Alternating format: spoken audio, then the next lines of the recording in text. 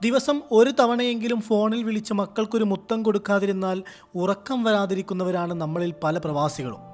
നാട്ടിൽ വിമാനമിറങ്ങുമ്പോൾ വിമാനം നിർത്തും മുമ്പ് തന്നെ എഴുന്നേറ്റ് സ്വീകരിക്കാനെത്തിയ മക്കളെ കാണാനുള്ള അല്ലെങ്കിൽ കുടുംബത്തെ കാണാനുള്ള ധൃതിയാണ് പിന്നെ എല്ലാവർക്കും ഉണ്ടാവാറ്. കെട്ടിപ്പിടിക്കാൻ ഓടി വരുന്ന മക്കളിലേക്ക്, ആ കുടുംബങ്ങളിലേക്ക് ചലനമറ്റ ശരീരം വരുന്ന നടുക്കുന്ന കാഴ്ച. ഈ അടുത്തൊന്നും ഇത്ര വലിയ ദുരന്തം നമ്മൾ നേരിട്ടിട്ടില്ല. തിരൂർ കൂട്ടായി സ്വദേശി നൂഹ് മറ്റുള്ളവരെ രക്ഷിച്ചാണ് മരണത്തിലേക്ക് നടന്നു നീങ്ങിയത്. 3 പെൺകുട്ടികളുടെ അച്ഛനാണ് നൂഹ്. അല്ലെങ്കിലും പ്രവാസം എന്നത് മറ്റുള്ളവരെ രക്ഷപ്പെടുത്തുന്ന ഒരു പ്രക്രിയയാണല്ലോ. വീട് വെക്കാൻ പ്രവാസം തിരഞ്ഞെടുത്ത ചാവക്കാട്ടുകാരനായ നമ്മുടെ ബിനോയ്, മരണത്തിൻ്റെ 4 ദിവസം മുമ്പാണ് ബിനോയ് കുവൈറ്റിലെത്തുന്നത്. കൂടെയുള്ളവർക്ക് മഴയും വെയിലും കൊള്ളാത്ത ഒരു വീട് എന്ന മോഹമാണ് ബിനോയിയെ പ്രവാസിയാക്കിയത്. അബ്രഹാം 18 വർഷത്തെ പ്രവാസം അവസാനിപ്പിച്ച് മകൻ സിബിന് അതേ കമ്പനിയിൽ ജോലിക്ക് കയറ്റി ഉത്തരവാദിത്തങ്ങളെല്ലാം ഏൽപ്പിച്ചു.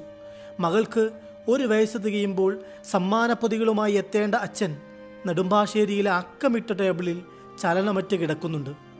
അങ്ങനെ നീളുകയാണ് പ്രവാസത്തിൻ്റെ കനൽ കഥകൾ.